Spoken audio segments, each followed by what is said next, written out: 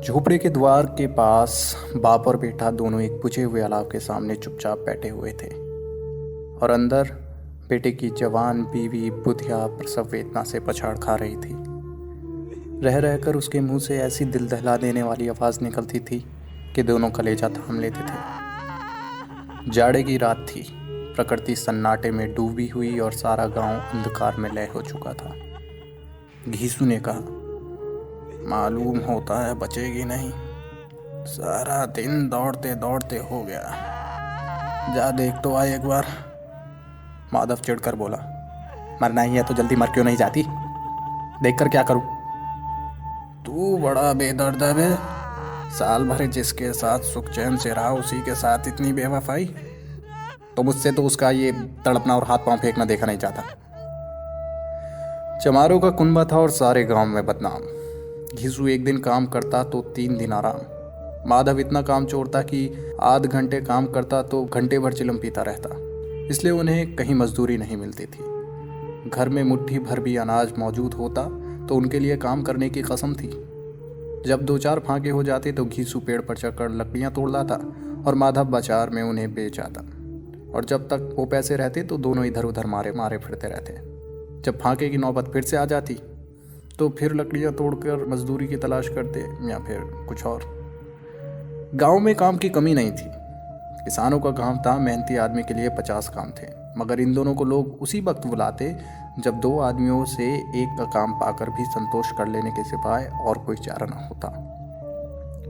अगर दोनों साधु होते तो उन्हें संतोष और धैर्य के लिए संयम और नियम की बिल्कुल भी ज़रूरत ना थी। ये तो उनकी प्रकृति थी ही। विचित्र जीवन था उनका।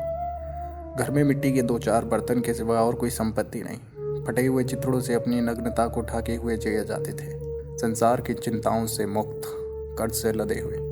गालियाँ भी खाते, मार भी खाते, मगर कोई गम नहीं। 3 इतने की वसूली की बिल्कुल भी आशा न रहने पर भी लोग उन्हें कुछ ना कुछ कर्ज दे ही देते थे।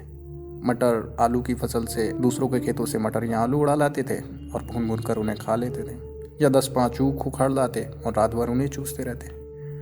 घीसू ने इसी आकाशवृत्ति में 60 साल की उम्र काट दी और माधव भी सपूत बेटे की तरह बाप ही के पदों चिन्हों पर चलता था, बल्कि उसका नाम और भी उजागर कर रहा था। इस वक्त भी दोनों अलाव के सामने बैठकर आलू भून रहे थे, जो किसी के खेत से खोद लाए थे।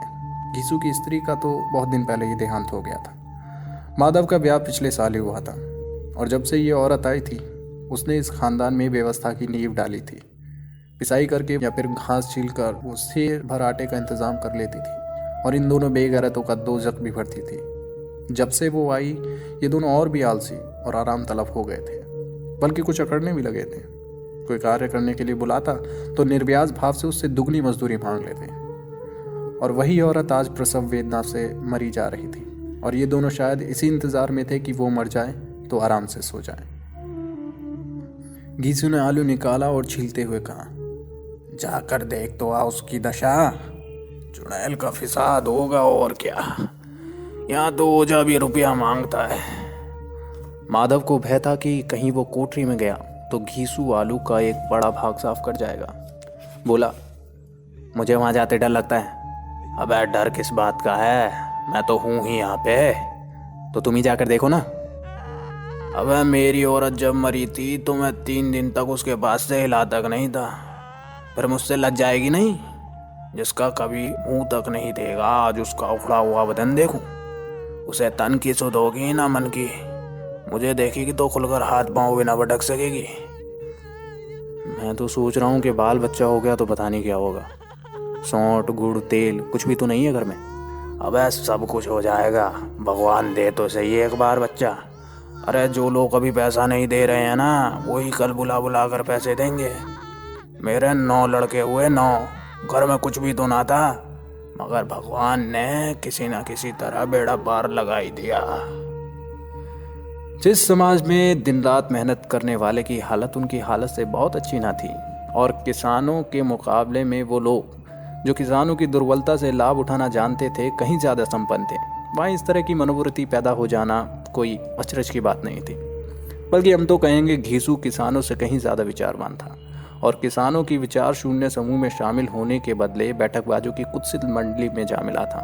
हाँ, उसमें ये शक्ति ना थी कि बैठकबाजों के नियमों का और नीति का पालन कर सकता। इसलिए जहाँ उसकी मंडली के और लोग गांव के सरगना और मुखिया बन रहे थे, उस पर सारा गांव उंगली उठाता था। फिर भी उसे ये तकसीम तो थी ही कि अगर वो फटे हाल है तो कम से कम उसे किसानों की सी जी तोड़ मेहनत तो नहीं करनी पड़ती, और उसकी सरलता और निहिरता का कोई दूसरे लोग फायदा तो नहीं उठाते। दोनों आलू निकाल निकाल कर चलते चलते खाने लगे। कल से कुछ नहीं खाया था, इतना सब्र भी ना था कि ठंडा हो जाने दें। कई बार दोनों की जबानें जल गईं। जल जाने पर आलू का भारी हिस्सा बहुत ज़्यादा गर्म ना लगता था, लेकिन दांतों के तले पड़ते ही अंदर का हिस्सा जबान, तालू और हला को जला देता था। और उस अंगारे को मुंह में रखने से ज़्यादा खैरियत इसी में थी कि उसे अंदर पहुंचा दिया जाए। वहाँ उसे ठंडा करने के लिए काफ़ी सामान थे, इसलिए दोनों जल्दी जल्दी निकल जाते थे। हालांकि इस कोशिश में उनकी आंखों से आंसू भी निकल जाते। गीजू को उस वक्त ठाकुर की बारात याद आई, जिसमें वो 20 साल पहले गया था। उस दावत में उसे जो तृप्ति मिली थी वो उसके जीवन में एक याद रखने लायक बात थी, और आज भी उसकी याद बिल्कुल ताज़ी थी। बोला, भाई वो भोज नहीं भूलता।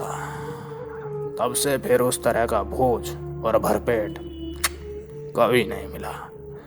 लड़की वाले ने सबको भरपेट पूड़ियाँ खिलाई थी, सबको, छोटे बड़े सब ने पूड़ियाँ खाई, और असली देसी घी की चटनी, रायता, 3 तरह के सूखे साग, एक रसेदार तरकारी, दही, चटनी, मिठाई। क्या बताऊं उस भोज में क्या स्वाद मिला भाई। कोई रोक टोक नहीं, जो चीज चाहो मांगो और जितनी चाहो मांगो। लोगों ने ऐसा खाया कि किसी ने पानी तक ना पिया। मगर परोसने वाले की पत्तल में गरम गरम गोल गोल सुवासित कचौड़ियाँ डाल देते हैं। भाई मना कर रहे हैं कि नहीं चाहिए, पत्तल पर हाथ रुके हुए हैं, मगर वो है कि डाले ही जा रहे हैं पूड़ियाँ। और जब मुंह हाथ धो लिया तो पान इलायची अलग से है। मगर मुझे पान लेने की सुध कहाँ थी, यहाँ खड़ा ना हुआ जाता। चटपट जाकर अपने कंबल में लेट गया। ऐसा दिल दरियाव था वो ठाकुर। माधव ने इन पदार्थों का मन ही मन मजा लेते हुए कहा, अब हमें कोई भोज में नहीं बुलाता।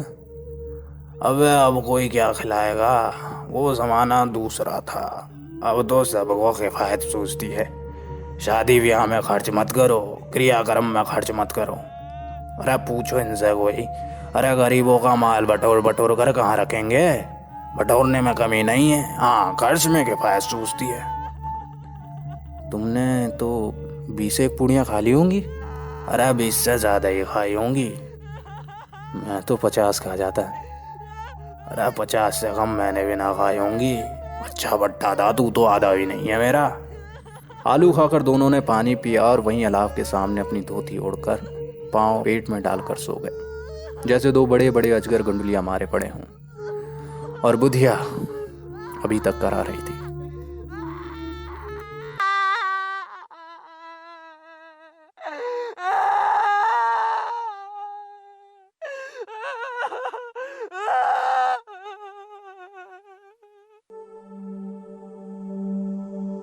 सवेरे माधव ने कोठरी में जाकर देखा तो उसकी स्त्री ठंडी पड़ी थी। उसके मुंह पर मक्खियां भिनक रही थीं। पथराई हुई आंखें ऊपर टंगी हुई थी और सारी देह धूल में लथपथ हो रही थी। उसके पेट में जो बच्चा था वो मर गया था। माधव भागता हुआ घीसू के पास आया। फिर दोनों जोर जोर से हाय हाय कर छाती पीट कर रोने लगे। पड़ोस वालों ने ये रोना धोना सुना तो दौड़कर आए और पुरानी मर्यादा के अनुसार उन अभागों को समझाने लगे। मगर ज्यादा रोने पीटने का अवसर न था। कफन और लकड़ी की फिक्र करनी थी। घर में तो पैसा इस तरह गायब था जैसे चील के घोंसले से मांस। बाप बेटे रोते हुए गांव के जमींदार के पास गए। वो इन दोनों की सूरत से नफरत करता था। कई बार इन्हें अपने हाथों से पीट भी चुका था, चोरी करने के लिए, वादे पर काम न आने के लिए। पूछा, क्या है बे घिसुआ, रोता क्यों है? अब तो तू कहीं दिखाई भी नहीं देता। मालूम होता है इस गांव में रहना नहीं चाहता तू, हैं? घिसू ने जमीन पर सिर रखकर आंखों में आंसू भर के कहा, अरे सरकार, अरे बड़ी विपत्ति हो गई। माधव की घरवाली रात को गुजर गई। रात भर तड़पती रही सरकार। हम दोनों उसके सिराने बैठे रहे, दवा दारू जो कुछ हो सका सब कुछ किया, बता वो हमें दगा दे गई। अब कोई एक रोटी देने वाला भी नहीं रहा मालिक, दवा हो गए, उजड़ गया सब। आपका गुलाम हूँ, अब आपके सिवा कौन उसकी मिट्टी पार लगाएगा। हमारे हाथ में तो जो कुछ था सब उसकी दवा दारू में उड़ गया। सरकार की दया होगी तो उसकी मिट्टी उठ जाएगी, आपके सिवा किसके द्वार पर जाए सरकार। जमींदार साहब दयालु थे, अगर घीसू पर दया करना काले कंबल पर रंग चढ़ाना था। जी में तो आया तो कह दे कि चला यहाँ से, जब बुलाना होता है काम के लिए तब तो आता नहीं। आज जब गरज पड़ी है तो आकर खुशामद कर रहा है, हरामखोर कहीं का बदमाश। लेकिन ये क्रोध या दंड का अवसर ना था। जी में कुड़ते हुए भी रुपया निकाल कर फेंक दिया, मगर सांत्वना का एक शब्द भी मुंह से ना निकाला।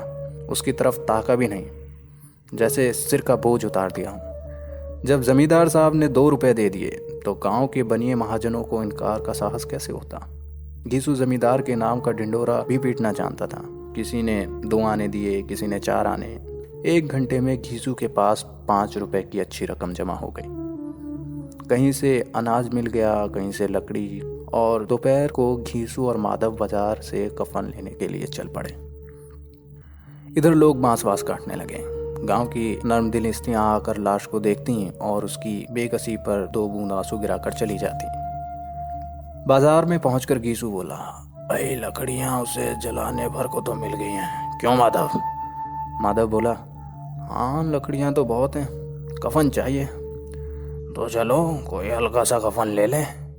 हाँ और क्या, आज उठते उठते तो रात हो जाएगी, रात को कफन कौन देखता है। कैसा बुरा रिवाज है भाई कि जीते जी उसे तन ढाकने को चीथड़ा ना मिला और उसे मरने पर नया कफन चाहिए। अरे कफन लाश के साथ जल जाता है ना। हाँ और रखा क्या जाता है, जल्दी जाता है। यही 5 रुपए पहले मिलते तो कुछ दवा दारू ना कर लेते। दोनों एक दूसरे के मन की बात ताड़ रहे थे। बाजार में इधर उधर घूमते रहे, कभी इस बाजार की दुकान पर गए, कभी उस दुकान पर। तरह तरह के कपड़े, रेशमी और सूती देखे, मगर कुछ जचा नहीं। यहाँ तक कि शाम हो गई, तब दोनों न जाने किस दैवी प्रेरणा से एक मधुशाला के सामने आ पहुँचे और जैसे किसी पूर्व निश्चित अवस्था से अंदर चले गए। यहाँ ज़रा देर तक दोनों असमंजस में खड़े रहे। फिर घीसू ने गद्दी के सामने जाकर कहा, अरे साहू जी, एक बोतल हमें भी दे दो। उसके बाद कुछ चिखौना आया, तली हुई मछलियाँ आईं और दोनों बरामदे में बैठकर शांतिपूर्ण पीने लगे। कई कुज्जियाँ ताबड़तोड़ पीने के बाद दोनों सरूर में आ गए। घीसू बोला, कफन लगाने में क्या मिलता है, आखिर जली तो जाता, कुछ बहू के साथ तो ना जाता। माधव आसमान की तरफ देखता हुआ बोला, मानो देवी को अपनी निष्पापता का साक्षी बना रहा हो। दुनिया का दस्तूर है, नहीं लोग भावनों को हजारों रुपया क्यों देते हैं, कौन जाने पर लोग मिलता है या नहीं मिलता। बड़े आदमियों के पास धन है फूकने को, फूके, हमारे पास फूकने को क्या है। लेकिन लोगों को जवाब क्या देंगे, लोग पूछेंगे नहीं कफन कहाँ है। घीसू हंसा, अब कह देंगे कि रुपया कमर से खिसक गया, बहुत ढूंढा नहीं मिला। लोगों को विश्वास तो ना आएगा, लेकिन फिर भी वही रुपया देंगे। माधव भी ऐसा। इस अनपेक्षित सौभाग्यवान बड़ी अच्छी थी बेचारी, मरी तो भी खूब पिलाकर मरी है। आधी बोतल से ज़्यादा उड़ गई। घीसू ने 2 सेर पूड़ियाँ मंगाई, चटनी, अचार, कलेजियाँ। शराब खाने के सामने ही दुकान थी। माधव लपक कर 2 पत्तलों में सारा सामान ले आया। पूरा 1.5 रुपया खर्च हो गया, सिर्फ थोड़े से पैसे बचे रहे। दोनों इस वक्त शान से बैठे हुए पूड़ियाँ खा रहे थे, जैसे जंगल के कोई शेर शिकार उड़ा रहे हों। न जवाबदेही का शौक था, न बदनामी की फिक्र।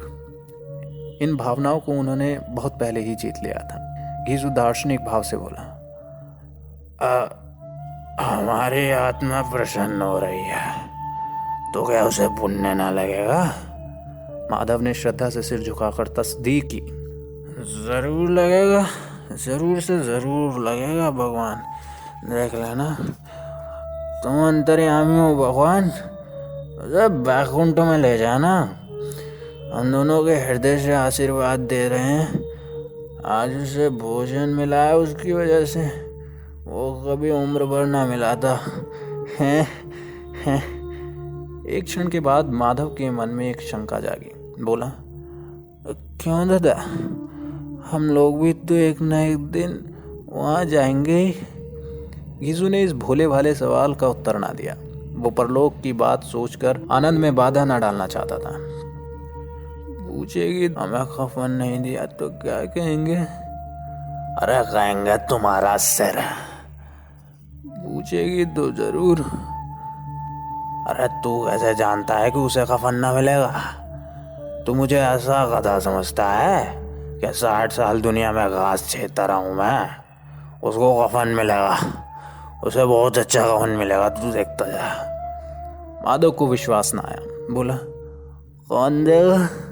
रुपये तो तुमने चेट कर दिया, वो तो मुझसे पूछेगी। उसकी मांग में तो सिंदूर मैंने डाला था ना। घिसू गर्म होकर बोला, अबे मैं कहता हूँ उसे कफन मिलेगा, तो मानता क्यों नहीं है? कौन देगा? बताते क्यों नहीं? अरे वही लोग देंगे जिन्होंने अब की दिया है। हाँ, अब की रुपया हमारे हाथ में ही ना आएगा, बस इतनी सी बात है। ज्यों ज्यों अंधेरा बढ़ता जाता, सितारे की चमक तेज होती जाती थी। मधुशाला की रौनक और भी बढ़ती जाती। कोई गाता था, कोई डींग मारता था, कोई अपनी संगी के गले में लिपट जाता, कोई अपने दोस्त के मुंह में कुल्हड़ लगाए देता था। वहाँ के वातावरण में सुरूर था, हवा में नशा। कितने तो यहाँ आकर एक चुल्लू में मस्त हो जाते थे। शराब से ज्यादा यहाँ की हवा में नशा था। जीवन की बाधाएं यहाँ खींच लाती थीं और कुछ देर के लिए वो ये सब भूल जाते थे कि वो जीते हैं या मरते हैं, या ना जीते हैं ना मरते हैं। और ये दोनों बाप बेटे अब भी मज़े ले लेकर चुस्कियाँ ले रहे थे। सबकी निगाहें इनकी ओर जमी हुई थी। दोनों कितने भाग्य के बली हैं, पूरी बोतल के पास बैठे हुए हैं। भरपेट खाकर माधव ने बची हुई पूड़ियों का पत्तल उठाकर एक भिखारी को दे दिया, जो खड़ा उनकी ओर भूखी आंखों से ताक रहा था और देने के गौरव, आनंद और उल्लास का अपने जीवन में पहली बार अनुभव किया। घिसू ने कहा, ले जा ले जा ले जा, खूब खा और आशीर्वाद दे। जिसकी कमाई है भाई वो तो गई मर, मगर तेरा आशीर्वाद उसे जरूर पहुंचेगा। रोए रोए से आशीर्वाद दे। बड़ी गाड़ी कमाई है भाई, गाड़ी कमाई। माधव ने फिर आसमान की तरफ देखकर कहा, वो बैकुंठ में जाएगी दादा, बैकुंठ की रानी बनेगी, देख लेना। घिसू खड़ा हो गया और जैसे उल्लास की लहरों में तैरता हुआ बोला, हाँ बेटा, बैकुंठ जाएगी। किसी को सताया नहीं, किसी को दबाया नहीं, मरते मरते हमारी जिंदगी की सबसे बड़ी लालसा पूरी कर गई। वो ना बैकुंठ में जाएगी तो क्या मोटे मोटे लोग जाएंगे जो गरीबों के दोनों हाथों से लूटते हैं और अपने पाप को धोने के लिए गंगा में नहाते हैं और मंदिर में जल चढ़ाते हैं। श्रद्धालु का ये रंग तुरंत ही बदल गया। अस्थिरता नशे की खासियत है। दुख और निराशा का दौरा हुआ। माधव बोला, मगर दादा, बेचारी ने जिंदगी में बहुत दुख भोगा, कितना दुख झेल के मरी है बेचारी। वो आंखों पर हाथ रखकर रोने लगा, चीखें मार मार कर। घिसू ने समझा, अब रोता क्यों है बेटा? अब खुश हो कि माया जाल से मुक्त हो गई, जंजाल से छूट गई। बड़ी भाग्यवान थी जो इतनी जल्दी माया मोह से बंधन से छूट गई। और दोनों खड़े होकर गाने लगे, ठगनी क्यों नैना झमकावे ठगनी। पियक्कड़ों की आंखें उनकी ओर लगी हुई थी और ये दोनों अपने दिल में मस्त गाए जा रहे थे। फिर दोनों नाचने लगे, उछलते भी, कूदते भी, गिरते भी, मटकते भी, भाव भी बताएं, अभिनय भी किए और आखिर नशे में मदमस्त होकर वहीं गिर पड़े।